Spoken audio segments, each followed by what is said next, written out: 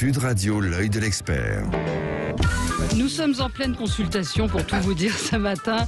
Je suis en compagnie du professeur Amarenko. Pierre Amarenko, bonjour. Vous êtes vous êtes professeur de neurologie à l'Université de Paris. Vous êtes chef du service de neurologie et d'unité AVC de l'hôpital Bichat à Paris. Et vous êtes le président fondateur du fonds Vaincre l'AVC. Et j'avais commencé en disant que vous êtes certainement l'un des meilleurs connaisseurs de l'AVC au monde. On a de la chance d'avoir en France des chercheurs, des professeurs d'université comme vous qui sont reconnus mondialement pour leurs travaux sur l'AVC. Vous publiez aux éditions du Rocher Vaincre l'AVC, comment le reconnaître, comment en guérir, comment le surmonter et comment l'éviter. Parce qu'on peut éviter l'AVC et il faut connaître un certain nombre de choses. Moi j'étais très étonnée de voir qu'il n'y avait aucun ouvrage sur le sujet, aucun ouvrage comme celui qui vient de paraître, extrêmement didactique, facile d'accès et très complet sur ce qu'est l'AVC. Parce que l'AVC, ça touche un Français sur 5. Et est-ce que vous êtes parti du même constat? C'est-à-dire qu'on parle du cancer, on parle de beaucoup plus maintenant d'Alzheimer, mais l'AVC, on en parle assez peu. Oui, c'est vrai, on en parle assez peu et on en parle maintenant depuis disons 15-20 ans, on commence à en parler quand même, car on a désormais la possibilité de guérir de l'AVC. Avec des traitements, lorsqu'ils sont appliqués de façon extrêmement urgente, on peut déboucher l'artère qui se bouche et qui provoque l'AVC. Et ça a évidemment entraîné un intérêt autour de l'accident vasculaire cérébral, car désormais, si on sait reconnaître les symptômes d'AVC et si on va assez vite à l'hôpital, on a des chances de guérir, de récupérer et de limiter en tout cas les dégâts causés par l'accident vasculaire cérébral. J'ai retenu cette phrase « time is brain », le temps c'est du cerveau, c'est-à-dire que plus on perd de temps, plus on perd de chance. Et alors peut-être qu'on va expliquer ce que c'est qu'un AVC. Vous dites c'est un coup de tonnerre dans un ciel serein, c'est-à-dire qu'il arrive comme ça d'un seul coup l'AVC. Voilà. Comment on peut l'expliquer? C'est quoi un AVC? Un AVC, c'est... accident vasculaire cérébral. L'accident vasculaire cérébral, c'est une zone du cerveau qui est détruite ou abîmée, soit par une hémorragie, c'est-à-dire une artère éclate et dans l'intérieur du cerveau, le plus souvent sous l'effet de l'hypertension artérielle, et cela cause un dégât alentour, et par conséquent une paralysie d'un côté lorsque c'est une zone motrice, ou un trouble de la vue lorsque c'est une zone visuelle, un trouble du langage lorsque c'est une zone du langage du cerveau. Ça, c'est la première cause d'AVC, c'est environ 20% des cas, l'hémorragie cérébrale. Et l'autre, c'est l'infarctus cérébral, c'est-à-dire, comme pour le cœur, une artère se bouche et le territoire irrigué par cette artère dans le cerveau est abîmé par cette ischémie, qui est l'autre terme que l'on utilise, accident ischémique cérébral. Et tout l'enjeu, c'est de pouvoir déboucher cette artère le plus vite possible. Alors, les causes, on va parler de la prévention, évidemment, parce qu'on peut prévenir l'AVC. Vous dites que 80% des AVC pourraient être évités. Devraient être évités. Devraient et pourraient.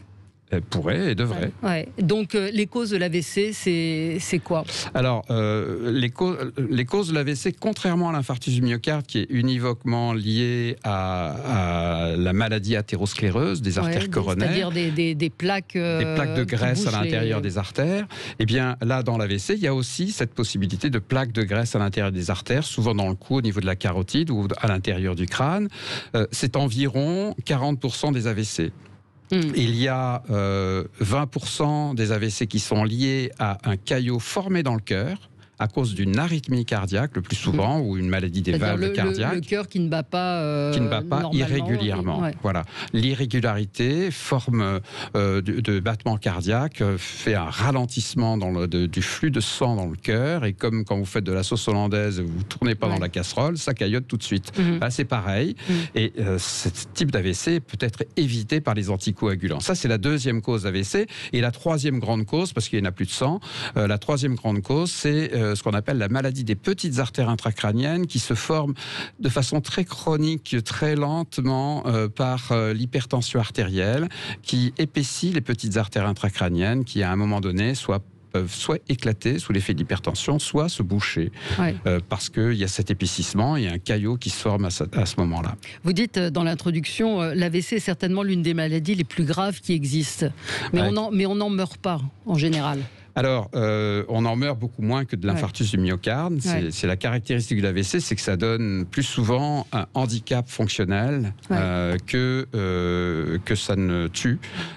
Ça tue dans un certain nombre de cas, dans environ 10% des cas, mais surtout ça donne un handicap. Et c'est en cela que c'est une des maladies les plus graves qui existent, car qu'est-ce qu'il y a de plus grave que de perdre la capacité de marcher, de se mouvoir, de s'exprimer oralement, ou de pouvoir lire, ou de pouvoir regarder dans son environnement, voilà, lorsqu'il y a un trouble de la vue. Oui, ça laisse des séquelles. Vous évoquez effectivement les conséquences. Vous dites on n'en meurt pas, mais les conséquences sont importantes. Et ce qui est vraiment formidable dans le livre, c'est que il y a à la fois, vous vous adressez aux soignants, vous vous adressez à l'entourage, très important pour aider à comprendre ce qu'est un malade, quelqu'un qui a eu un patient qui a eu un AVC. Donc c'est vraiment un livre qui décrypte, et encore une fois de façon très accessible, ce qu'est un AVC, comment le prévenir. Il y a un test à la fin d'ailleurs pour savoir, et on peut aller, vous avez développé un site, c'est très concret et très complet. Qu'est-ce que vous avez envie de dire aujourd'hui aux gens qui nous écoutent? Il y a plusieurs aspects. C'est comment le reconnaître déjà? Oui, alors juste pour finir sur ce qu'on vient de dire, on a dit que ça pouvait donner des séquelles graves, etc. Mais il faut donner espoir quand même aux gens, parce qu'il faut dire que plus de 60% des gens qui ont un AVC récupèrent de l'AVC. Alors certes, il y a 20% des gens qui gardent des séquelles et 10% supplémentaires qui gardent des séquelles très sévères, mais il y a quand même 60% des gens qui guérissent de leur AVC quasiment, quoi. Mais ceux dont on voit les difficultés, qui ont des séquelles sévères, auraient pu être évités, on aurait pu améliorer ou pas? Où il y a parfois des types d'AVC qui font que on récupérera jamais la motricité, ou c'est quoi? C'est une question de rééducation aussi? Alors, la rééducation, elle se fait naturellement, et elle se fait grâce aux rééducateurs aussi, qui sont très très importants dans la prise en charge, comme la rééducation orthophonique. Non, un AVC, en général, récupère dans 60% des cas.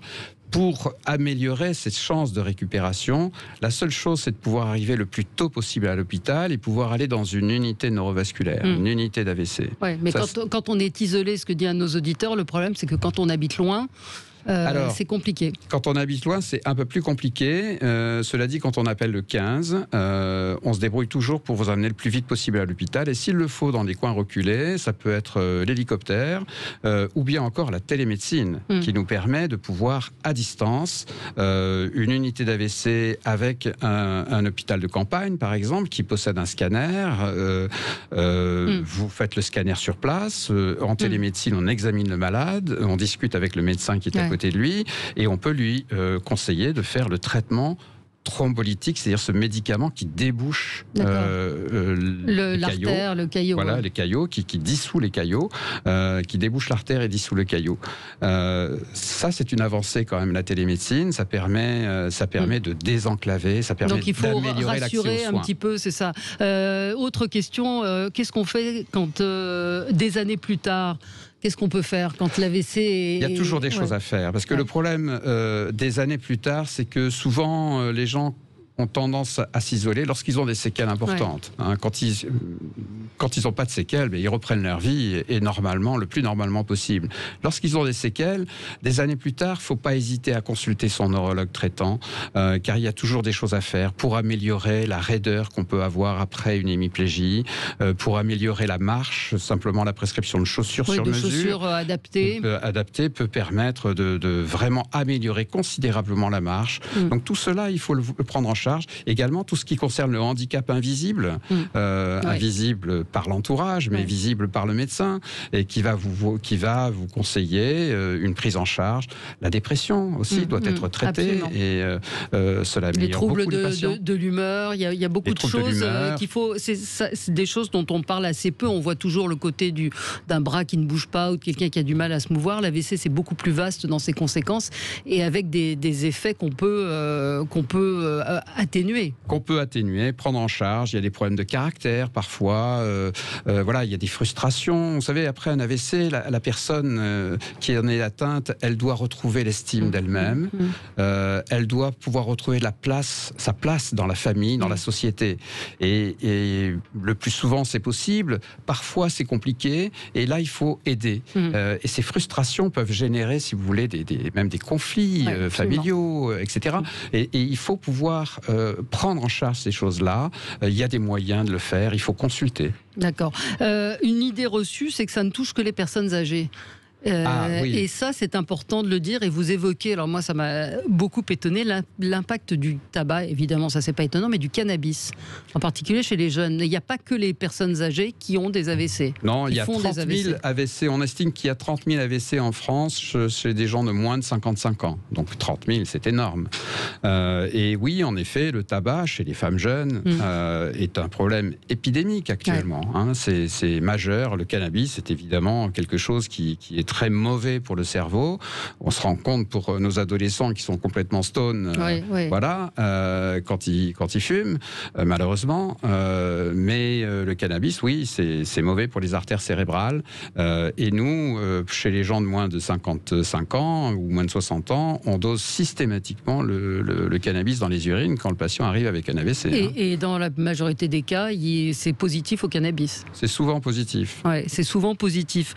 Vous donnez effectivement beaucoup d'espoir dans le livre. D'ailleurs, la dernière phrase, c'est « Vaincre l'AVC est possible. Si vous voulez éviter l'AVC, vous le pouvez ». Vous avez lancé cette fondation à laquelle on peut s'inscrire, participer, vous aider financièrement, faire des dons. Pour ça. C'est pas l'objet aujourd'hui mais c'est vrai qu'il n'y avait pas de fondation pour l'AVC. Il y a des fondations pour la recherche sur l'AVC, mais pour la prise en charge des patients, là, il y a tout un aspect solidarité dans cette fondation, c'est-à-dire son fonds de dotation plutôt, c'est-à-dire qu'on va aider les personnes à pouvoir transformer leur baignoire en douche pour handicapés lorsque c'est nécessaire, pouvoir mettre des barbes de soutien dans la maison ou pouvoir améliorer la mobilité, par exemple un scooter électrique pour handicapés, c'est quelque chose de très important pour voilà, c'est la liberté retrouvée, c'est permettre d'aller visiter une exposition sans avoir la difficulté à tenir debout.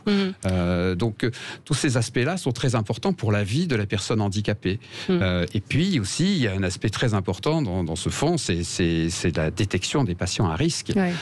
Parce qu'on sait qu'on peut éviter 80% des AVC en maîtrisant les facteurs de risque d'AVC.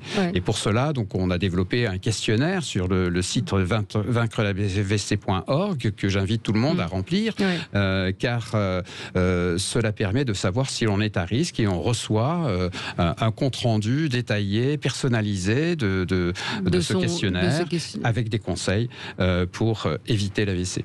Les risques d'AVC, donc les principaux risques, vous avez dit qu'il y a une centaine de causes, mais le diabète, le tabac, l'hypertension. Alors ça, c'est les facteurs de risque. C'est les facteurs de risque, oui. Voilà, les causes, c'est athérosclérose cardiaque, maladie des petites artères. Et les facteurs de risque de ces maladies, c'est en effet l'hypercholestérolémie, l'hypertension artérielle, le facteur de risque majeur d'AVC, le tabac, le diabète, le cannabis. Le stress, c'est une question qu'on pose tout le temps.